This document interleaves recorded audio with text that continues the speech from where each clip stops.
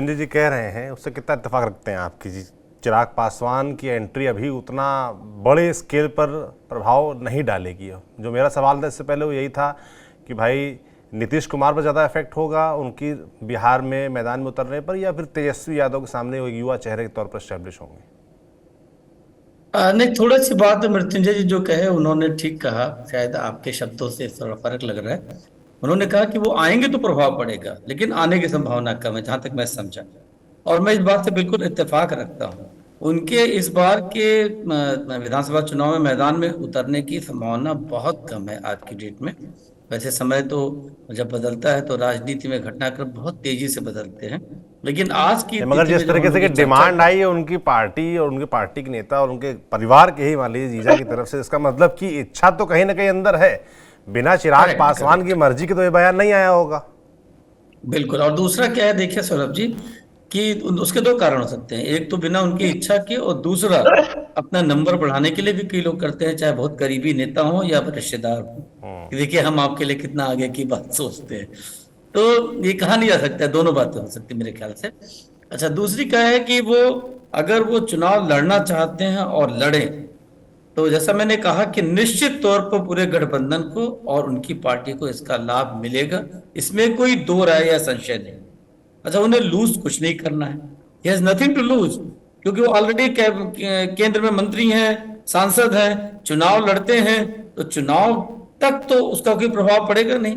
अगर इवन बस कम बस वो हार भी जाते हैं और उनका गठबंधन पावर में आता है, और ये कहा जाता है कि नहीं, चिराग एक नेतृत्व दे रहे हैं, प्रोजेक्ट प्रोजेक्ट ऐसा किया जाए जिससे कि गठबंधन को ओवरऑल उनकी पार्टी को लाभ हो।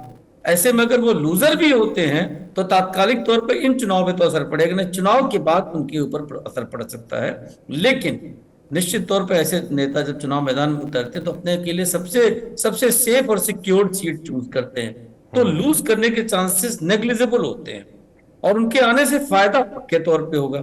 अब मेरा ये मानना है, थोड़ा सा इस बारे में मेरी अपनी एक अलग राय है, कि चिराग पासवान के लिए ये, चाहे उनकी सहमति से चाहे बिना सहमति की ये चर्चा छिड़ी गई है, उनका चुनाव मैदान में आने का अगर कोई मन है तो अवश्य आना चाहिए। क्योंकि राजनीति में ऐसा ना हो जाए कि बहुत देर हो कर दी हुजूर आते आते। और इसके लिए मैं एक उदाहरण देता हूँ, राहुल गांधी जी का।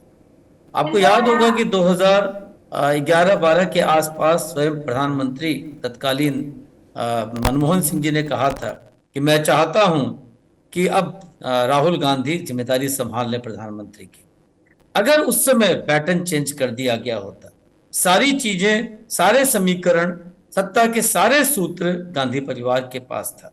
सोनिया गांधी और अहमद पटेल जो तय करते थे, किसी की हिम्मत नहीं थी कि उसमें कोई छू कर सके। तो आज वो पूर्व प्रधानमंत्री होते, और ये सपना देखना कि कभी वो प्रधानमंत्री बनेंगे कि नहीं बनेंगे, ये बातें नहीं होती।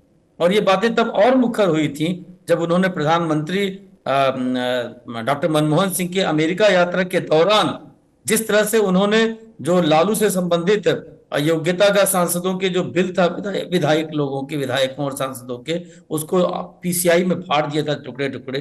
तब डॉक्टर मनमोहन सिंह ने आने के बाद कुछ दिनों बाद दोबारा ये बात कही थी कि मैं चाहता हूं कि राहुल ये जिम्मेदारी ले ले।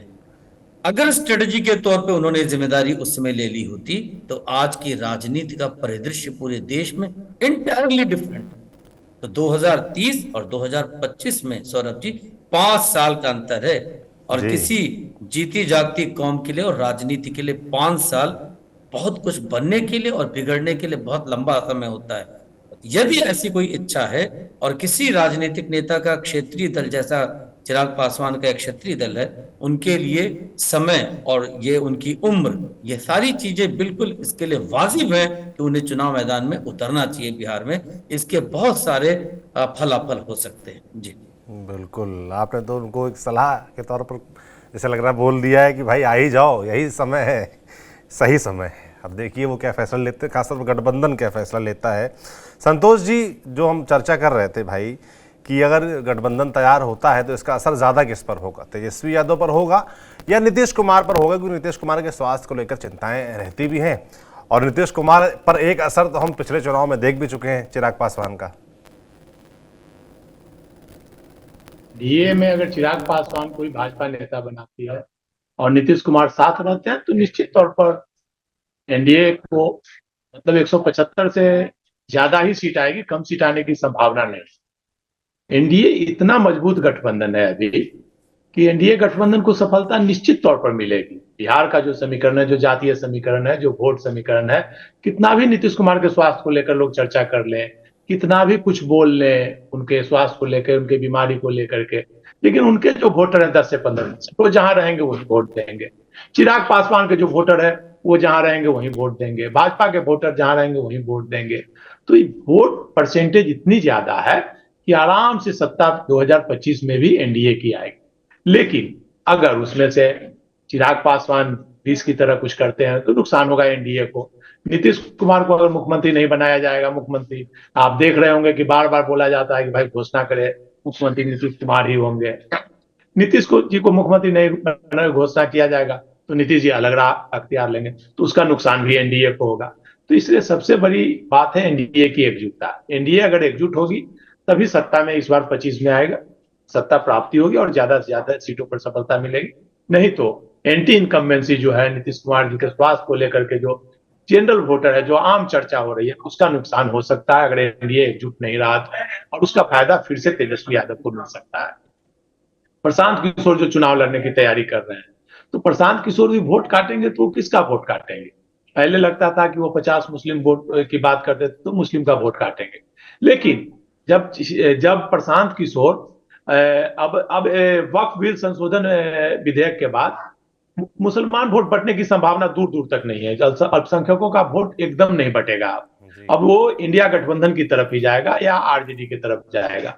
तो प्रशांत किशोर अब अगर चुनाव लड़ते हैं तो भी एनडीए का ही वोट काटेंगे, ना कि इंडिया गठबंधन का वोट काट पाएंगे। तो कुल मिलाकर देखा जाए तो प्रशांत किशोर जी के बारे में बोला जाता है कि वो भाजपा की ही बी टीम है, लेकिन अगर वो खड़ा करते हैं तो उसका फायदा तो निश्चित तौर पर इंडिया गठबंधन को होगा, भाजपा को ही नुकसान होगा, एनडीए को नुकसान होगा। उसी प्रकार चिराग पासवान जो अपने मन से तो कोई उनके पार्टी के लोग बोल नहीं सकते हैं, चाहे चिराग पासवान की पार्टी हो, चाहे नीतीश कुमार की पार्टी हो या भारतीय जनता पार्टी हो, कोई नेता अपने मन से अपने बड़े नेता के बारे में कुछ नहीं बोलता है। अगर नेता की इच्छा होती है, नेता ही किसी से बुलवाते हैं कि भाई मेरे मुख्यमंत्री के लिए बोला जाए। तो चिराग पासवान ने कहीं ना कहीं अपनी स्वीकृति दी है, तभी लोग नेता बोल रहे हैं, उनके पार्टी के नेता बोल रहे हैं, उनके बहनोई बोल रहे हैं, उनके ऑफिशियल ट्वीट से आ रहा है बयान, मतलब खिलाफ में अगर कोई बोलता है तो उसके खिलाफ आ रहा है। आपको याद होगा एक बार भीम सिंह ने नीतीश कुमार को प्रधानमंत्री का उम्मीदवार बता दिया था, और उसके बाद भीम सिंह को मतलब इतनी उनको माफी मांगनी पड़ी प्रेस कॉन्फ्रेंस करके, उसके बाद मंत्रिमंडल से हटना पड़ा और भीम सिंह जदयू से भी अंत में बाहर हो गए। तो नीतीश जी की इच्छा के विपरीत उन्होंने एक शब्द बोला था तो ये परिणाम हुआ था। तो अभी चिराग पासवान की इच्छा से ही बोला जा रहा है, जो भी बात बोला जा रहा है, मुख्यमंत्री के रूप में चिराग पासवान को बनाने की बात हो रही है। तो इसमें कहीं ना कहीं चिराग पासवान की इच्छा है, और चिराग पासवान की इच्छा आप जान लीजिए कि चिराग पासवान को भाजपा से कहीं ना कहीं हिंट दिया गया होगा, भाजपा की सहमति होगी तभी चिराग पासवान बोलेंगे, नहीं तो चिराग पासवान केंद्रीय मंत्रिमंडल छोड़ने वाले नेता नहीं है। वो मंत्री पद छोड़ करके बिहार की राजनीति में नहीं आ सकते हैं। भाजपा का कहीं ना कहीं भारतीय जनता पार्टी सलाह देगी तभी वो बिहार की राजनीति में एक्टिव होंगे, ऐसे नहीं हो सकते हैं वो एक्टिव। वो जान रहे हैं कि एनडीए के साथ है तब वो लगातार तीसरी बार लोकसभा का चुनाव जीतने में सफल हुए हैं। वो एनडीए के साथ नहीं रहते, अकेले चुनाव लड़ते तो कहां से चुनाव जीत पाते? चाहे इंडिया गठबंधन से भी लड़ते तो चुनाव जीतना मुश्किल था। एनडीए गठबंधन और उनका गठबंधन मजबूत है और वो चुनाव जीतते रहे हैं। और अभी विधानसभा चुनाव है तो हो सकता है अपना संगठन को बढ़ाने के लिए या भारतीय जनता पार्टी नीतीश जी को किनारे करने के लिए चिराग पासवान को आगे कर सकती है। लेकिन नीतीश कुमार जी को कैसे मैनेज किया जाए, भारतीय जनता पार्टी उन्हें कौन सा पद देती है, क्या देती है, क्या सम्मान देती है, उस पर निर्भर करता है। नीतीश जी अगर मान जाते हैं तो चिराग पासवान आगे बढ़ते हैं, तो निश्चित तौर पर बिहार में दो युवा नेताओं के बीच लड़ाई होगी, तेजस्वी यादव और चिराग पासवान के बीच, और उसमें निश्चित तौर पर चिराग पासवान को फायदा मिल सकता है, एनडीए को फायदा मिल सकता है। एनडीए तो किसी भी हाल में अभी अगर एकजुट रहेगी तो उन्हें सफलता मिलेगी निश्चित तौर पर।